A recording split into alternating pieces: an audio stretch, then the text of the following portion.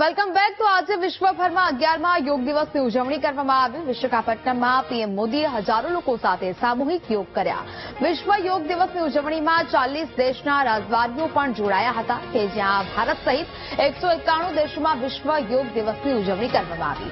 11મા વિશ્વ યોગ દિવસની ઉજવણીમાં પ્રધાનમંત્રી મોદીએ સંબોધન કર્યું। પ્રધાનમંત્રી મોદીએ યોગ દિવસની ઉજવણીને ભારતનું ગૌરવ ગણાવ્યું। 10 વર્ષ પહેલા યુએનમાં ભારતે 21 જૂને વિશ્વ યોગા દિવસની ઉજવણીનો પ્રસ્તાવ મૂક્યો હતો। વિશ્વ યોગા દિવસની ઉજવણી માટે 175 દેશોએ સમર્થન આપ્યું। આજે વિશ્વભરમાં યોગ દિવસની ઉજવણી થાય છે તે સામાન્ય વાત નથી। આજે દિવ્યાંગ સાથીઓ પણ યોગાશાસ્ત્રનો અભ્યાસ કરે છે તે ગર્વની વાત છે। યોગથી તન અને મનની શાંતિ પ્રાપ્ત થાય છે। સાથે વૈજ્ઞાનિકો અંતરિક્ષમાં પણ યોગના આસનો કરે છે। આજે યોગ દુનિયાભરમાં કરોડો લોકોની જીવનશૈલીનો ભાગ બની ગયો છે।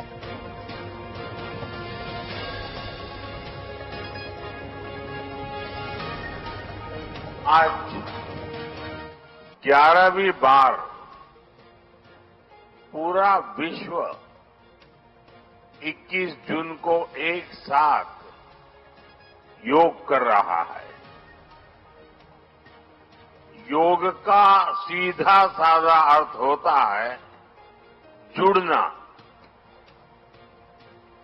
और ये देखना सुखद है कि कैसे योग ने पूरे विश्व को जोड़ा है। मैं बीते एक दशक में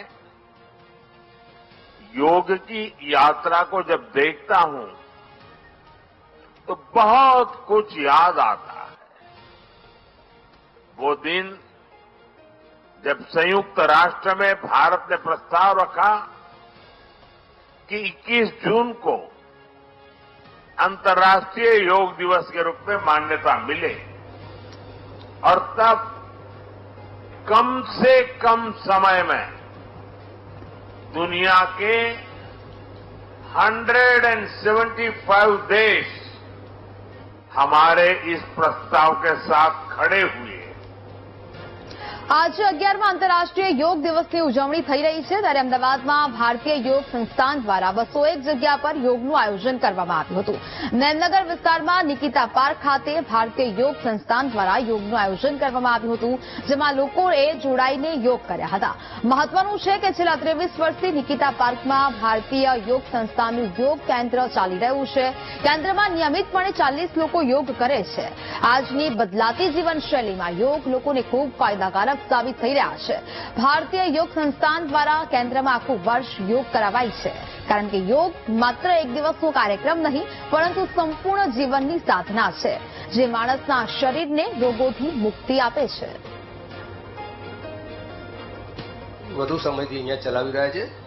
દરરોજ સવારે 6 થી 7 365 દિવસ વિના મૂલ્યે ચાલતું હોય છે। અહીંયા લગભગ 25 થી 40 સુધી સભ્યો આવતા હોય છે, જેની ઉંમર લગભગ 40 થી માંડીને 85 વર્ષની ઉંમરના લોકો પણ આવે છે। યોગ કરે છે એટલે તેમનો સરસ આખો દિવસ જાય। તેમના જે અત્યારની જે જીવનશૈલી, જે અત્યારે લાઇફસ્ટાઇલ ડિસીઝ છે તેમાં તે લોકોને કંટ્રોલ આવે છે। ડાયાબિટીસ, બ્લડ પ્રેશર, માનસિક બીમારી, હાર્ટની તકલીફ તેવી તકલીફોમાં પણ તે લોકોને રાહત મળે છે। અને ખાસ અહીંયા 1 કલાક માટે આવે છે। અમે લોકો આસન પ્રાણાયામ બિલકુલ સિસ્ટમેટિક અને સાયન્ટિફિક રીતે કરાવતા હોઈએ છીએ। સમય અનુસાર તેમાં સુધારા પણ અમારે ઉપરના કેન્દ્રો પરથી અમને જાણકારી આપવામાં આવે છે, મારા પ્રમુખ કેન્દ્ર પરથી, અને તે પ્રમાણે અમે સુધારા પણ કરતા હોઈએ છીએ। અહીંયા ભારતીય યોગ સંસ્થાનમાં લગભગ 7-8 વર્ષથી આવું છું।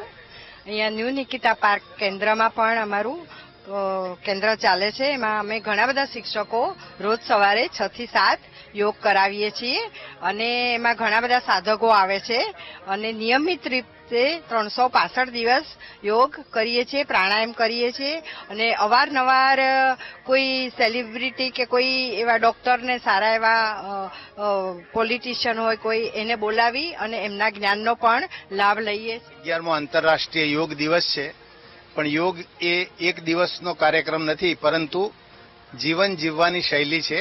એને આપણે રોજ આપણી લાઈફસ્ટાઈલ સાથે જોડવાનું છે।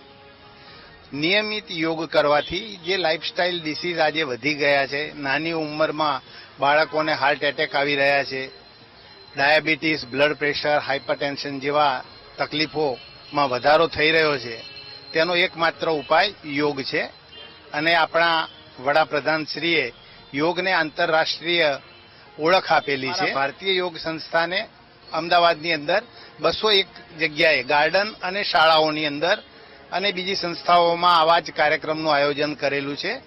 લોકોમાં જાગૃતિ આવે, વધુને વધુ લોકો યોગ સાથે જોડાય એ આશયથી આપણે આ યોગ દિવસ ઉજવીએ છીએ. રાજકોટ શહેરમાં યોગ દિવસની અનોખી ઉજવણી કરવામાં આવી, જે આંતરરાષ્ટ્રીય યોગ દિવસ નિમિત્તે યોગ સાધક બહેનોએ પાણીમાં યોગાસન કર્યા. 10 વર્ષની બાળાઓથી લઈને 55 વર્ષની ઉંમર સુધીની મહિલાઓએ યોગના વિવિધ આસન કર્યા. વજ્રાસન અને તારાસન સહિતના યોગાસનો બહેનોએ પાણીમાં કર્યા. યોગ સાધકોએ કહ્યું કે યોગ કરવાથી માનસિક શાંતિ મળે છે અને લોકોએ યોગને જીવનના એક ભાગ તરીકે વણી લેવો જોઈએ.